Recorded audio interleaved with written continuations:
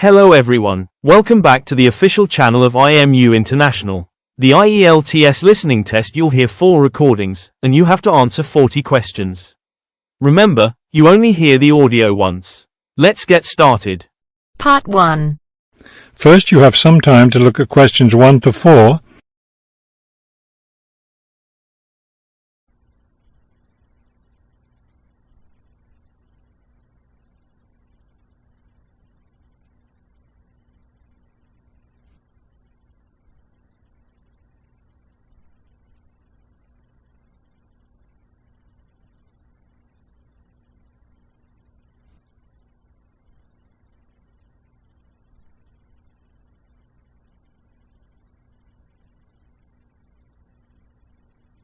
Now we shall begin. You should answer the questions as you listen, because you will not hear the recording a second time. Listen carefully and answer questions 1 to 4. Global Bicycle Tours, may I help you? Yes, thank you. I'd like to sign up for a bicycle tour. Which tour were you interested in? We have the River Valley Tour coming up in June and the Mountain Tour in July. The River Valley tour is in June. I thought it was in May. It actually takes place the first week of June. Oh, I see. Well, I can still do that. The River Valley tour is the one I want. Splendid. Just let me take your information. May I have your name, please? Karla Schmidt. That's Karla with a K, not a C. K-A-R-L-A. Thank you, Ms. Schmidt. Address? Do you need a street address, or can I give you my post office box? A post office box is fine. It's P.O. Box 257, Manchester. Thank you. Okay, next. Will you be bringing your own bicycle, or do you want to rent one from us? I'll bring my own. Excellent.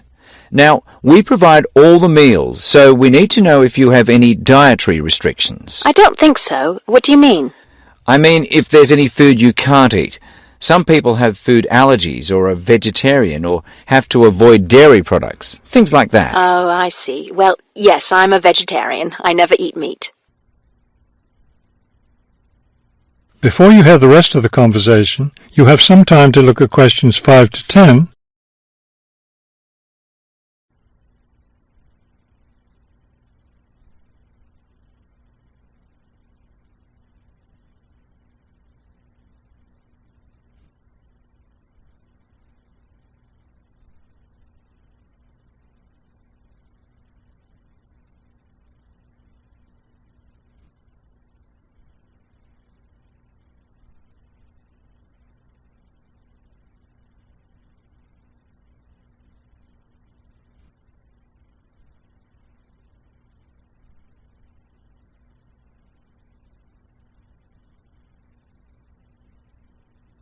Now listen and answer questions 5 to 10.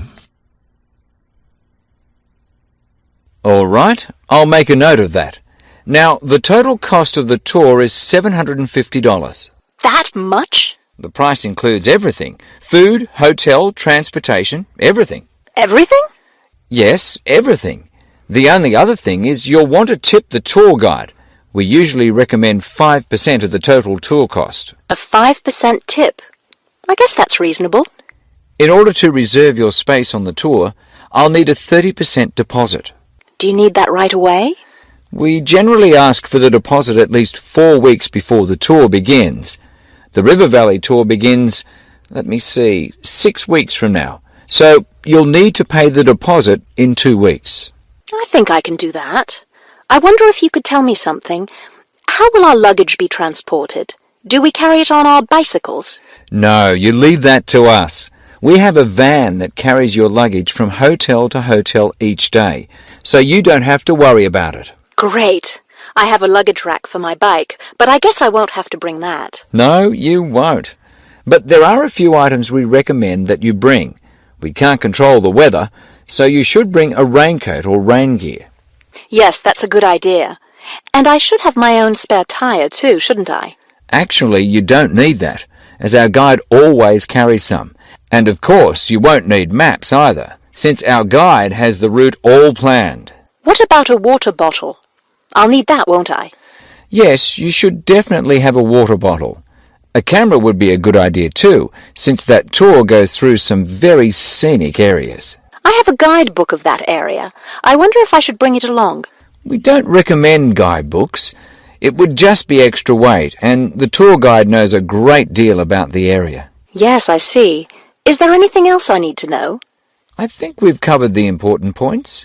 I'll send you a tour brochure, and you can call again if you have any questions. Thank you very much. That is the end of part 1. You now have half a minute to check your answers.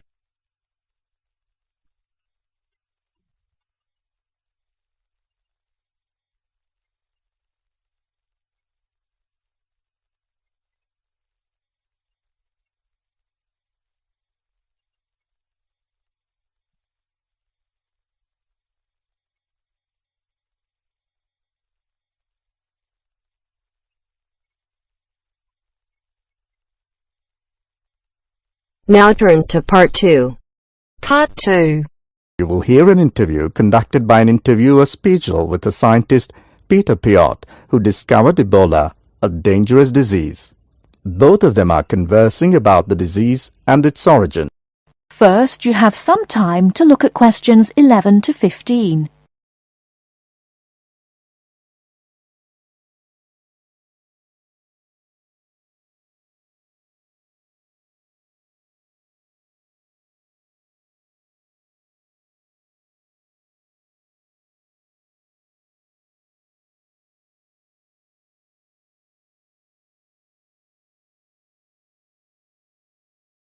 Now, listen carefully and answer questions 11 to 15. Professor Piot, as a young scientist in Antwerp, you were part of the team that discovered the Ebola virus in 1976. Can you tell how did it happen?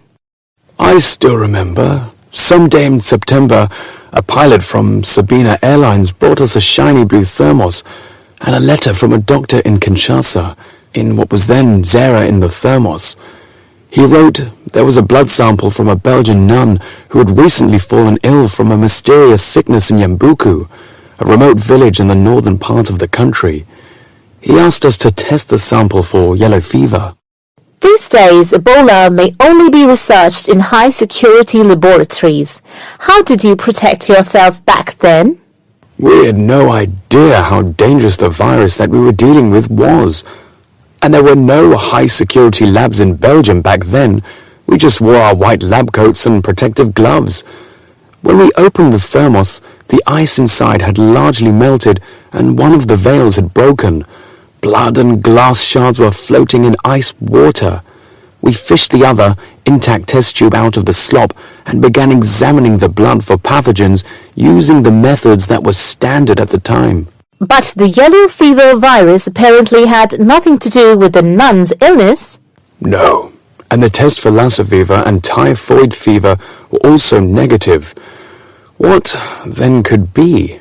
Our hopes were dependent on being able to isolate the virus from the sample. To do so, we injected it into mice and other lab animals. At first, nothing happened for several days.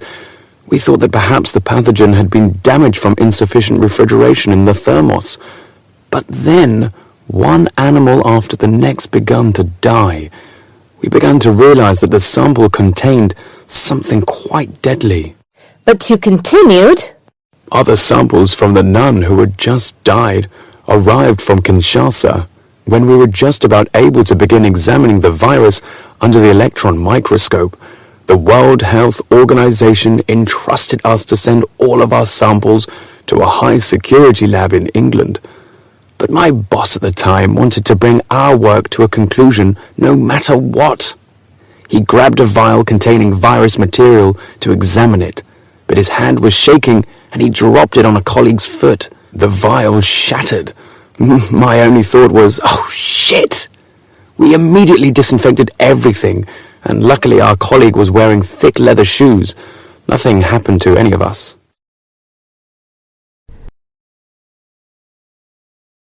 Before you hear the rest of the talk, you have some time to look at questions 16 to 20.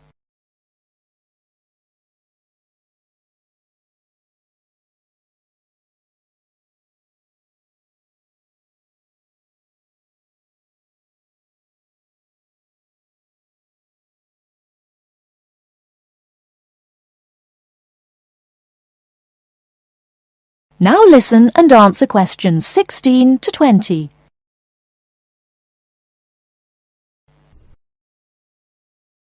Were finally able to create an image of the virus using the electron microscope. Yes, and our first thought was, what the hell is that? The virus that we'd spent so much time searching for was a very big, long, and worm-like. It had no similarities with yellow fever. Rather, it looked like the extremely dangerous Marburg virus, which, like Ebola, causes a hemorrhagic fever.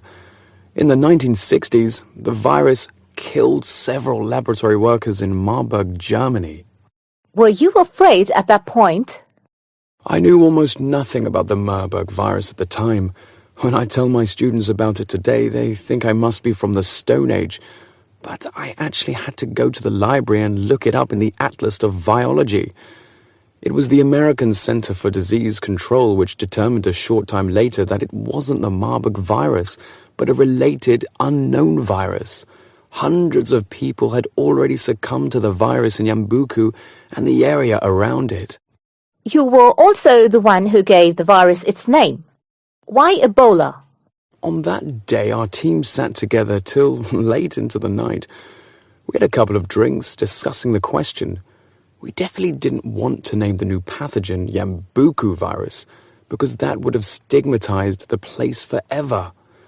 There was a map hanging on the wall, and our American team leader suggested looking at the nearest river and giving the virus its name. It was the Ebola River.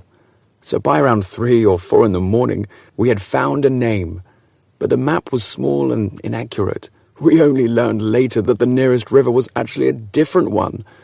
But Ebola is a nice name, isn't it? That is the end of part 2. You now have half a minute to check your answers.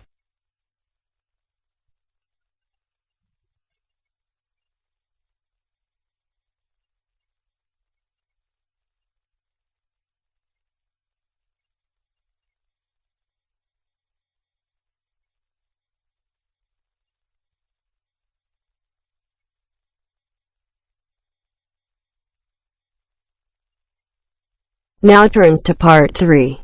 Part 3. Mr. Jackson, who feels that he is physically unfit, is consulting with his doctor about his health condition. Before you listen to their conversation, you have a chance to read questions 21 to 24.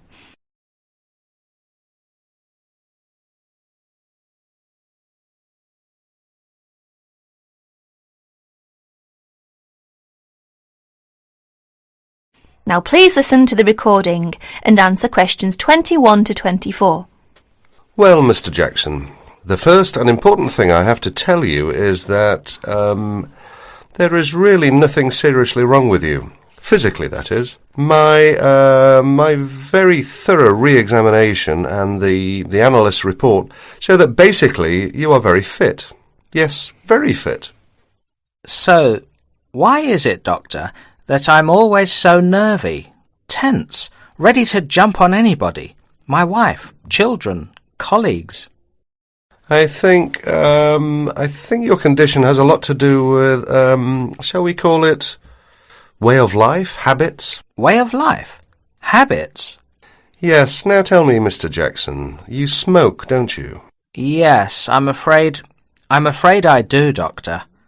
And, rather heavily, I imagine. Well, yes.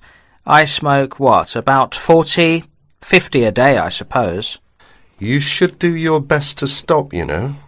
Yes, I see. But, it won't be the first time. I've tried to give up smoking several times, but it's no good. You see, 50 a day is overdoing it, you must admit. You must cut down at least that. Ah, yes. I know that when you're feeling tense, you probably feel that a cigarette relaxes you. But in the long run, I do advise you to make a real effort to quit smoking. Of course, but, it's easy to say give it up or cut it down, but, you know. Well, in my opinion, you have no choice. Either you make a real effort or or there's no real chance of your feeling better. You see, well, obviously I could prescribe some kind of tranquilizer, but would that help? I'd prefer, and I'm quite sure you'll agree, I'd prefer to see you really back to normal, not just seemingly so. And that's my reason for asking you several more questions about your other habits. Right. Now you have a chance to read questions 25 to 30.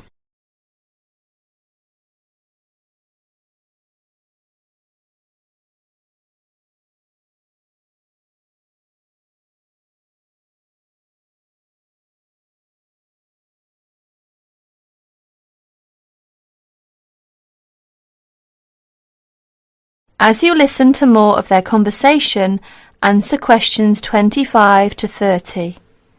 Your eating habits, for example. What do you eat normally, during a normal day? Yes, well, I'm a good eater. Yes, I'd say I'm a good eater. Now let's see. Up at 8 in the morning, and my wife has a good breakfast ready. A good breakfast? The usual. A cereal followed by bacon and eggs with fried bread and perhaps a tomato or two. Then toast and marmalade, all washed down with a couple of cups of tea. Yes, I really enjoy my breakfast. Yes. I can see you do, but I'd advise you to eat rather less. We'll come to that later. Go on. Then lunch. No, first brunch. A cup of coffee and a bun at 11.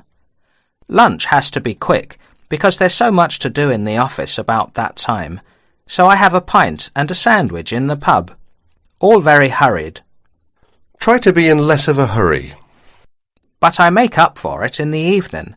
I get home at about 7. Dinner's around about 8. Yes, my wife's an excellent cook. Excellent. It's usually some meat dish, and we like spaghetti as a first course. Spaghetti, a meat dish, cheese, sweet. But then, at the end of the day, shall we say, then I begin to feel on edge again. Most evenings after dinner, we read or watch TV, but I get this terrible feeling of tension. Well, I'm sorry to have to say this because you obviously enjoy your food, but I really do recommend that you eat less, and secondly, that you eat more healthily. Instead of having that enormous breakfast, for example, try to be content with fruit juice and some cereal. I see, but 11 says right. Well, that's all right, but lunch should be more leisurely. Remember, your health is at stake, not your job. As for dinner, I'd advise you to eat a soup, perhaps, with a salad. A salad followed by some fruit. But my wife's cooking is superb, granted. And she probably enjoys preparing delicious meals for you. If you like, I'll have a word with your wife. No, that won't be necessary. Thanks just the same, Doctor, but no.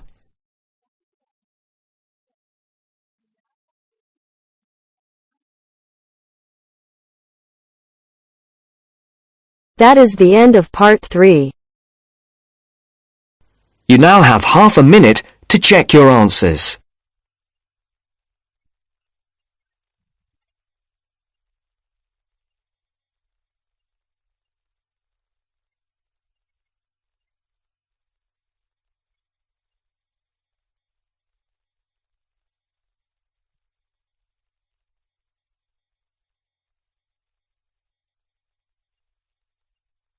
Now turns to part 4.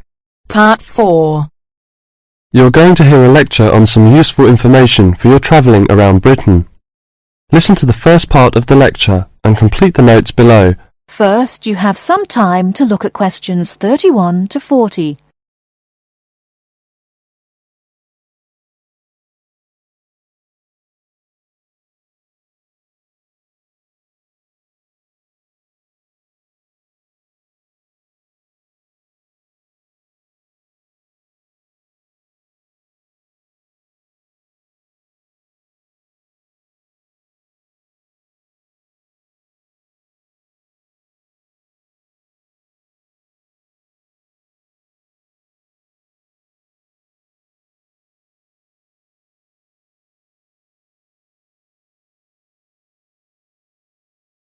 Now listen carefully and answer questions 31 to 40. Good afternoon and welcome to the session on Britain. This afternoon I would like to provide some useful information for you about travelling around Britain. Britain has over 700 tourist information centres. You will find them at major ports, airports, stations, historic landmarks and towns and holiday centres, so just look out for this sign that says Tourist Information. The staff will be able to answer your holiday queries as well as provide essential maps, guides and brochures. Tourist information centres at major ports and airports in London and addresses of British Tourist Authority European offices are all listed on the tourist information centres. Now let's talk about the telephone in Britain. You know, Britain is well supplied with public telephones. Street kiosks take 10-pence coins. In city centres, mainline railway stations, airports and central London underground stations, payphones and card phones are in operation. For the latter, small plastic phone cards are used, and these come in 10, 20, 40, 100 and 200 units, and can be bought at post offices, news kiosks, station bars and shops where the green and white card phone sign is displayed. When using the different public telephone systems, make sure you read the dialling instructions carefully. Now, let's see the banks in Britain. There are 24-hour banks at London's two main airports. One is Heathrow and the other is Gatwick. Otherwise, banks are normally open from 9:30 to 15:30 hours, Monday to Friday. Barclays Bank and National Westminster Bank offer a Saturday morning service at some of their branches. National Gyro Bank has 42 bureaux de change located in post offices throughout the country in main tourist areas. Opening hours are 9 o'clock to 17:30 weekdays, 9 o'clock to 12:30 Saturday mornings. One exception to this is the Trafalgar Square office, whose opening hours are 8 o'clock to 20 o'clock weekdays and Saturdays, and 10 o'clock to 17 o'clock on Sundays. The Bureau de Change services are available to overseas visitors. Visitors can change their money there. You can also change money at Bureau de Change, large hotels, department stores and travel agents. Be sure to check in advance the rate of exchange and the commission charged, as these vary considerably. Wherever possible, you are advised to use a bank or Bureau de Change, which conforms to the BTA Code of Conduct. In most cases, this is indicated by display of the code. That is the end of part 4. You now have half a minute to check your answers. That concludes today's IELTS listening mock test. How did you perform? Compare your answers with the key provided to see your estimated band score. If you're ready to take your preparation to the next level, join us at IMU International. From intensive IELTS workshops to free student visa consultancy, we provide the expert guidance you need to succeed in 2026. Visit our centers in Navsari or Billamora to start your journey today. Don't forget to like this video and subscribe for more professional training from IMU International. Good luck with your studies, and we'll see you in the next session.